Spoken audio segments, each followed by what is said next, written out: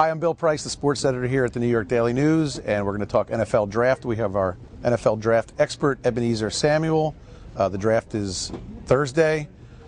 First question on everyone's mind is who will be the number one pick? I think one way or another it's probably going to be Luke Joeckel. He's a big 6'6", 315-pound left tackle from Texas A&M. It's an odd situation, though, because you get the feeling that the Kansas City Chiefs really don't want to pick a whole lot. Right. They've had a lot of guys in. You know, they don't have a whole. I mean, they have a lot of needs, but there's not this Cam Newton or this Andrew Luck, this surefire superstar in the draft. Joeckel's a good left tackle. You can plug him in for like 10 years, but he's not a star. So you get the feeling they might try to trade the pick. So, all right, perhaps the biggest name in the draft is Manti Te'o. Not only because of what he did at Notre Dame, but of course the whole fake girlfriend scandal. Yeah. A lot of people talk that may have hurt his draft stock. Did it? Where do you think he'll land when all is said and done? First of all, I don't think the fake girlfriend thing is going to hurt as much. He acquitted himself very nicely at the combine, just dealing with all the questions from us media. We attacked him pretty well, and the word coming out of a lot of the meetings he's had with teams is that he's handled it nicely. So I don't think that's going to be an issue. The bigger issue could be his limitations as a player. I mean, at his fastest, he ran like a 4.7, 4.75 40 at Notre Dame, or at his pro day at Notre Dame. That's not great.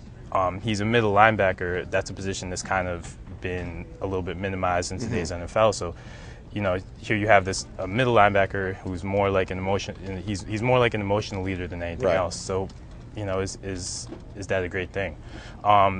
Could he go in the first round, you think, or no? I could see him going in the first round, but really late. He's not a Patrick Willis guy. He's not going to go in the top 10. He's not that transcendent middle linebacker. He's the kind of guy. I could see him going maybe very late to the Baltimore Ravens. The Giants had him in for a workout earlier last week. Right. But I don't see them taking him. It's interesting. They'll work out a lot of players and not take him. I think they were looking at him more as a second-round guy. More likely, I see him fitting in that 30 to 40 range, maybe in the second round. Okay, who's the one guy in the draft not too many people know about, and a year from now, maybe 2 years from now, could be a superstar in this league? I won't say. I'll give you a guy who won't be a superstar first, but who could be kind of this year's Alfred Morris, and that's this kid from Stony Brook, actually, just Long Island. His name is Miguel Masonet. He's represented by the same guy who represents Joe Flacco, Joe Linta. He's not going to go get guys unless they're pretty good. Masonet is like a 5'9", 215-pounder. He's got a little bit of Alfred Morris in him, kind of a banger, kind of a tough guy. I could see him kind of being like a sleeper running back in this draft. First-round guys or guys who might be on the fringe there. We've heard there's this wide receiver from Tennessee named Cordero Patterson. He's kind of one of the bigger names in the draft. He's a 6'2", 215-pound guy. Runs like 4.4 and looks built like a linebacker.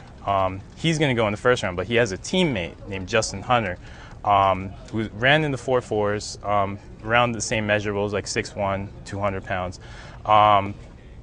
And he's kind of a sleeper. He's a guy who could go in the second round, but he could evolve into a nice wideout. Okay, then on the flip side, who's the guy that's going to be picked high that team will regret it a year from now, 2 years from now? I hate to say, who's the Ryan Leaf of this year's draft? The Ryan Leaf of this draft actually could wind up playing the same position as Ryan Leaf. Teams are going to reach for teams always reach for quarterbacks. But there's no Andrew Luck this year. There's no Robert Griffin this year. There's not even a Ryan Tannehill. So you have Geno Smith, who very well could go in the top 5, but there's he's simply not on that level. He doesn't throw the deep ball as well. He played in like I guess you could say a little bit of a simpler offense in West Virginia. But Geno Smith is going to go in the top 5. He's going to go 2 picks lower than Robert Griffin went last year. And then there's another quarterback, E.J. Manuel, out of Florida State. Pretty much he's like, if you went to a lab and you built a quarterback, you would build E.J. Manuel. There's a real high-risk reward. He can be really good. He could be the next Colin Kaepernick, or he could be the next Ryan Leaf. The Jets right now pick 13. They could get the number 9 pick if they trade with the Bucks. Who's wearing a Jet jersey at Radio City Music Hall next Thursday night? I'll give you 2 names that are possible. One could be Darrelle Revis' possible replacement. That's a D. Milliner, cornerback from Alabama. He ran really well at the combine. I think he ran either high 4.3s, low 4.4s, depending on who you asked. Plays the same position. That can't hurt. So he's one guy to watch for. Barkevious Mingo is another name I've heard a lot about.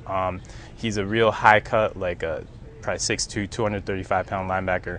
from LSU. Great pass rushing guy. There are questions about his strength. He benched, I think, 225, like 18 to 19 times. Didn't bench again at LSU, so he didn't really answer the questions there. The Giants, who do you think that will end up on the Giants on draft day? Manti Te'o is not one of those guys. Okay. I would probably look for them to go for a tight end. Zach Ertz and Tyler Eifert. Yes, they went and got a tight end in free agency this year. They picked up Brandon Myers, a nice guy from the Oakland Raiders.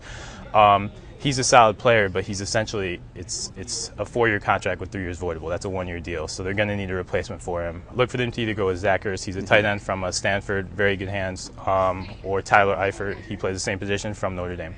So there you have it. The draft, again, is Thursday, April 26th. Let's see how our experts' picks work out.